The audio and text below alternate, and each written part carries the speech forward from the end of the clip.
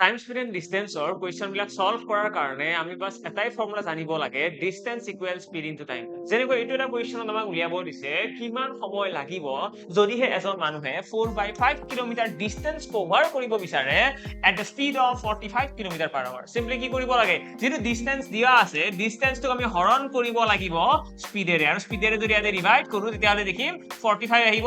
এইটো যদি আমি পূৰণলৈকে কনভাৰ্ট কৰি দিওঁ, এইটো হৈ যাব 1/45, আৰু এইখিনি হৈছে ঘণ্টা।